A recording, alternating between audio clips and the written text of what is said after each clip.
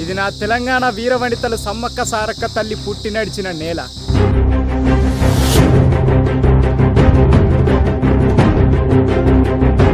ఈ చుట్టుపక్కల మొత్తం ఒకప్పుడు కోయ గుడిసెలు ఉండేవి.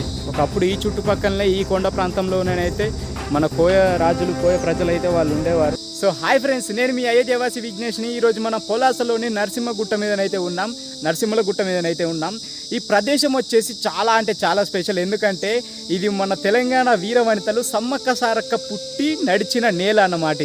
ఈ గుట్ట మొత్తం ఒకప్పుడు కోయ రాజులు ఉండేవాళ్ళు. సో వాళ్ళైతే ఇక్కడ నుండి మేడారం వలస వెళ్ళిపోయారు. సో దాని చరిత్ర కూడా మీకు చెప్తాను. సో ఫస్ట్ అమ్మవారిని అయితే ఇక్కడి నుండి మీరు అందరూ అనుకోవచ్చు, అదేంటి మేడారంలో కదా సమ్మక్క సారక్క వాళ్ళు ఉండేది అని అనుకోవచ్చు. కానీ లేదు, ఎందుకంటే ఇక్కడనే పుట్టారు అమ్మవార్లు ఇక్కడే పుట్టారు. ఒకప్పుడైతే అక్కడ కొన్ని అనివార్య కారణాల వల్ల మేడారం అయితే వాళ్ళు వలస వెళ్ళిపోయారు. ఇక అమ్మవారికి అక్కడే పగిడిద్ద రాజుతో పెళ్ళిళ్ళు అవన్నీ జరిగాయి. అక్కడనే మొత్తం పోరాటాలు జరిగాయి. దాని చరిత్ర మొత్తం చెప్తాను. ముందైతే అమ్మవారిని దర్శించుకుందాం, ఇక్కడ ఏమేమి ఉన్నాయి అన్నీ చూసి. సో తర్వాతనైతే కూర్చొని స్థిరంగా మీకు అమ్మవారి స్టోరీ అయితే చెప్తాను మీకు. సో వీడియో చాలా ఇంట్రెస్టింగ్గా ఉంటుంది, లాస్ట్ వరకు చూడండి, చాలా మిస్ అవుతారు. ఎందుకంటే ఇది లాస్ట్ వరకు చూడాలి, ఎందుకంటే ఇది నీ చరిత్ర నా చరిత్ర కాదు, మన తెలంగాణ గడ్డ చరిత్ర. సో మన పల్నాటి పౌరుషం చరిత్ర. ఎందుకంటే మీరు తెలుసుకోవాలి ఖచ్చితంగా, ప్రతి చిన్న పిల్లని కాడి నుంచి మన చరిత్ర ఏంటిదో మనం అందరం తెలుసుకోవాలి. కాబట్టి వీడియోని అయితే ఫుల్ వరకు చూడు. సో ఇది చూసిన తర్వాత అమ్మవారిని దర్శించుకొని అయితే మీకైతే ఫుల్ స్టోరీని అయితే చెప్తాను. మీరు కనుక మధ్యాహ్నం పూట వస్తే మాత్రం చాలా ఇబ్బంది అవుతుంది. ఎందుకంటే ఇక్కడ ఇటు సైడ్ కొంచెం నీడ లేకపోతే కాళ్ళు అయితే ఇవ్వరకు పొక్కులు వచ్చేటి. ఎందుకంటే ఇక్కడ ఈ గచ్చుకు ఈ దగడికి ఈ మధ్యాహ్నం ఎండకి కాళ్ళు అయితే విపరీతంగా కాలుతున్నాయి. ఒక్క నిమిషం కూడా నిలవలేకపోతున్నాం ఇక్కడ మనం. చాలా అంటే చాలా వేడిగా ఉంది. అయినా కానీ కూడా మీకు కంటెంట్ ఇవ్వడానికి ఇంత కష్టపడి అయితే లోపలికి వచ్చాను. ఇప్పటికి కూడా కాలుతూనే ఉన్నాయి, అయినా కానీ కూడా మీకోసం అయితే చేస్తున్నాను. సో ఇంత కష్టపడుతున్నాం కాబట్టి సో మీరైతే ఖచ్చితంగా సబ్స్క్రైబ్ చేయండి. సో మీకు అర్థమై ఉంటుంది చెప్పులు లేకుండా ఎంత నడితే ఏ విధంగా ఉంటుందని చెప్పేసి. సరే, ఇక మ్యాటర్లోకి వెళితే ఇక్కడ ఈ సమ్మక్క సారక్కనైతే ఈ అమ్మవారు ఇక్కడే పుట్టారు. ఇక్కడ పుడితే ఏమైందంటే ఇక్కడ ఫస్ట్ ఈ విగ్రహాలు అనేటివి లేకుండే, ఓన్లీ ఇలాంటి గద్దెల్లాగా ఇవి రెండు మాత్రమే ఉండేవి, ఒకటో రెండో ఉండేవి గద్దెల్లాగా.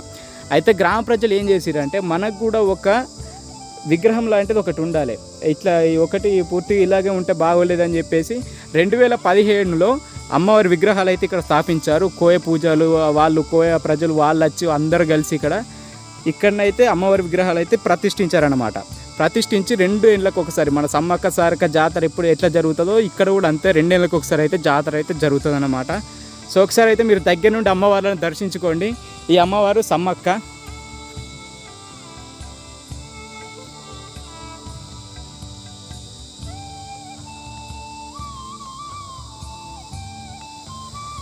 ఈ అమ్మ సారలమ్మ, సమ్మక్క సారక్క అంటాం కదా మనం, సారలమ్మ.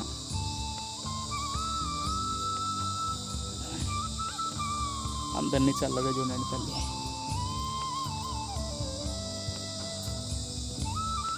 ఇప్పుడు అమ్మవార్ల దర్శనం అయితే అయిపోయింది. కాలు కాలుతున్నాయి దేవుడా.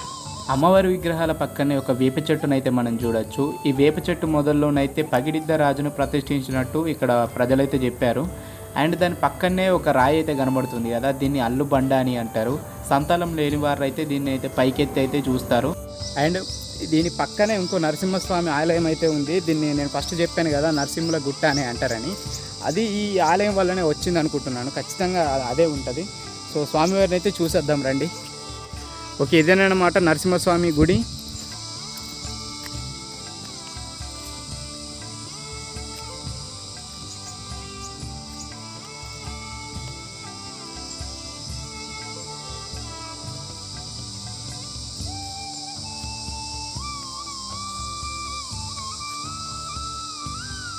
సో గుడికైతే లాక్ వేశారు, అయినా నో ప్రాబ్లం, మీకు ఖచ్చితంగా కనబడుతుందిలే. ఇదేనమాట స్వామివారి విగ్రహం. ఓకే, అమ్మవార్ల దర్శనం అయితే ఇప్పుడు అయిపోయింది. గుడి మొత్తం కవర్ చేశాను అని అనుకుంటున్నాను. ఇక స్టోరీలోకి వెళితే ఏంటిదంటే ఇక్కడ సమ్మక్క సారక్క పుట్టావని అంటున్నావు కానీ మరి మేడారం కదా వాళ్ళది అని మీరు అడుగుతారు.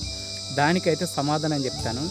ఇక్కడైతే అమ్మవారు పుట్టారు నిజం. అమ్మవారు ఇక్కడ పుట్టి కొంచెం పెరిగిన తర్వాత అప్పటి రాజైనటువంటి కాకతీయులు ప్రతాపరుద్రుని కాలంలో 30 పైసల పన్ను అనేది ఇక్కడ ట్రైబ్స్కి అంటే ఈ గిరిజనులకైతే ఇక్కడ పన్నులు అయితే విధించడం జరిగింది కాకతీయుల కాలంలో. ఇక వాళ్ళు రాజులు కదా, ఇక ఎట్లా అంటే రాజుల ఇంపాక్ట్ ఖచ్చితంగా ట్రైబ్స్ మీద ఎప్పటికైనా ఉంటుంది.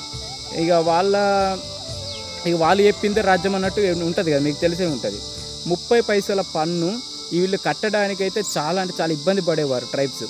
సో ఆ 30 పైసల పన్ను కట్టలేక వాళ్ళ పరిస్థితి బాగోలేక అక్కడికి మేడారం వలస వెళ్ళిపోయారు. అందులో అమ్మవార్లు వీళ్ళందరూ ఇక్కడ ట్రైబ్స్ మొత్తం ఈ గుట్ట మీద ఉండే ప్రజలు మొత్తం అందరూ మేడారంకి వలస వెళ్ళిపోయారు. వలస వెళ్ళిపోయిన తర్వాత మన సమ్మక్కకి అండ్ మన పగిడిద్ద రాజుకి అయితే పెళ్ళి అక్కడే జరుగుతుంది.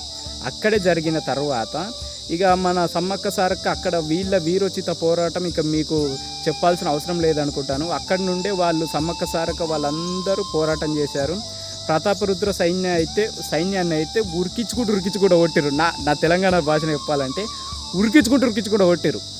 అట్లా పరిగెత్తించిన తర్వాత ఈ సమ్మక్క సారక్క వీళ్ళ అమ్మవార్లు ఎవరైతే ఉన్నారో సో వాళ్ళ ట్రైబ్ దృష్టిలో వాళ్ళు ఒక దేవతలు. ఎందుకంటే యుద్ధం నేర్పించింది వీళ్ళకు, వాళ్ళు ఎట్లా పోరాడాలి, మనం ఎందుకు కట్టాలి, మనం ఏం చేసినామని మొత్తం వాళ్ళు తిరుగుబాటు పోరాటం ఇక్కడ నుండే స్టార్ట్ అయింది. సమ్మక్క సారక్క వాళ్ళు ముందుండి వాళ్ళని నడిపించారు.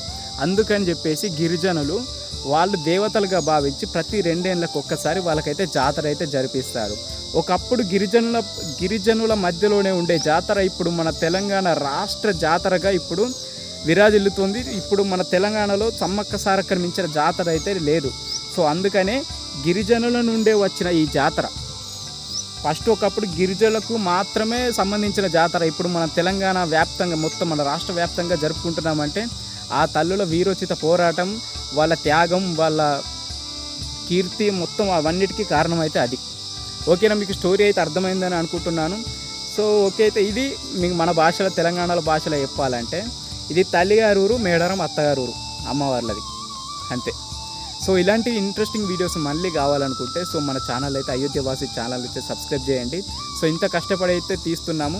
సో మీరు కూడా షేర్ చేయండి అండ్ కామెంట్ చేయండి, ఎట్లుందో కూడా కొంచెం కామెంట్ చేయండి. ఏదైనా మీ ఇక్కడ దగ్గరకు వాళ్ళు ఏమైనా ఉంటే ఇంకా చరిత్ర తెలిసి ఉండొచ్చేమో, మాతోనైతే ఎవరు రాలేదు కాబట్టి మాకు తెలిసిన చరిత్ర మేము తెలుసుకున్నది కింద గుట్ట కింద మేము తెలుసుకొని వచ్చింది మాత్రమే చెప్పాను.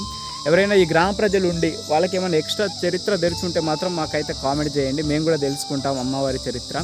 సో ఏమైనా తప్పుగా ఏదైనా నాకు తెలియక ఏదైనా తప్పుగా మాట్లాడి ఉంటే క్షమించండి. అండ్ ఇంకొకటి, ఇది పొలాస వెబ్ సిరీస్ లాగా తీద్దాం అనుకుంటున్నాను, వెబ్ సిరీస్ కాదు సారీ, ఇది మన పార్ట్స్ వైజ్గా తీద్దాం అనుకుంటున్నా. ఇది పార్ట్ 1, పార్ట్ 2 కూడా వస్తుంది. సో ఇదే పొలాసలో 3 వీడియోలు అయితే తీసాము. పార్ట్ 2 కూడా వస్తుంది, పార్ట్ 2 దీని తర్వాత వస్తుంది, పార్ట్ 1 అయితే ఇదన్నమాట. సో అయితే మరి కలుద్దాం గాయస్.